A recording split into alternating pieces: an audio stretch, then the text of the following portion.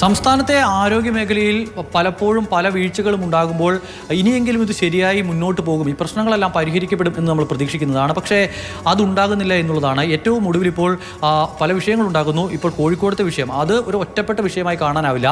സംസ്ഥാനത്തെ സർക്കാർ ആശുപത്രികളിൽ പലയിടങ്ങളിലും ഇത്തരം പ്രതിസന്ധികൾ നിലനിൽക്കുന്നുണ്ട്. ഇത്തരം പ്രശ്നങ്ങൾ ഉണ്ടാകുമ്പോൾ ആരോഗ്യമന്ത്രിയുടെ ആദ്യ ഇടപെടൽ ഉണ്ടാകും. ആരോഗ്യമന്ത്രി ഒരു അന്വേഷണം പ്രഖ്യാപിക്കും, റിപ്പോർട്ട് തേടും. ആ റിപ്പോർട്ട് ലഭിച്ച ശേഷം പക്ഷേ പിന്നീട് അതിൽ എന്ത് തുടർ നടപടി എന്നുള്ള ചോദ്യത്തിന് കൃത്യമായ ഉത്തരം ആരോഗ്യവകുപ്പിൽ നിന്നും ഉണ്ടാകുന്നില്ല എന്നുള്ളതാണ് ഏറ്റവും പ്രധാനപ്പെട്ട പ്രശ്നം.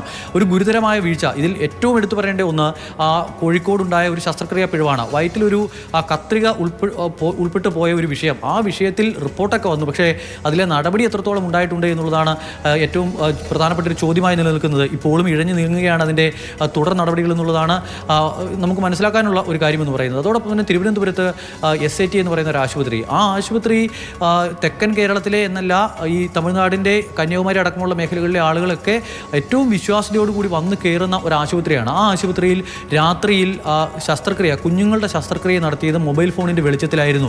മണിക്കൂറുകളോളം കറണ്ട് ഇല്ലാതിരുന്നു എന്നുള്ളൊരു പ്രശ്നമൊക്കെ നമ്മൾ കണ്ടതാണ്. അതേ ആശുപത്രിയിൽ ഓക്സിജൻ്റെ ഫ്ലോ മീറ്റർ പൊട്ടിത്തെറിച്ച് ഒരു നേഴ്സിംഗ് അസിസ്റ്റൻറ്റിന് പരിക്കേറ്റു. ഇതൊക്കെ എന്തുകൊണ്ട് ഉണ്ടാകുന്നു എന്നുള്ളതാണ് അറിയേണ്ടത്. ഇതിപ്പോൾ ഈ റിപ്പോർട്ട് തേടിയതുകൊണ്ട് മാത്രം കാര്യം ഉണ്ടാകുന്നുണ്ടോ? ശക്തമായ നടപടി ഉണ്ടാകണ്ടേ എന്നൊക്കെയാണ് നമ്മൾ ചോദിക്കുന്നത്. പക്ഷേ അതുകൊണ്ട് പ്രത്യേകിച്ച് കാര്യമൊന്നും ഉണ്ടാകുന്നില്ല. എന്നാൽ കേരളത്തിലെ ആരോഗ്യരംഗം ആകെ അങ്ങ് തകർന്ന് തരിപ്പണമായി കിടക്കുകയാണ് എന്നൊന്നും ആരും പറയുന്നുമില്ല. മറ്റ് സംസ്ഥാനങ്ങളുമൊക്കെ ആയി താരതമ്യം ചെയ്യുമ്പോൾ നമുക്ക് മെച്ചപ്പെട്ട സംവിധാനം ലഭിക്കുന്നുണ്ട്. പക്ഷേ ഇതൊക്കെ ഈ വരുന്ന വീഴ്ചകളെല്ലാം പരിഹരിച്ചുകൊണ്ട് കുറച്ചുകൂടി മെച്ചപ്പെട്ട സംവിധാനം നമുക്ക് ലഭ്യമാകണ്ടേ?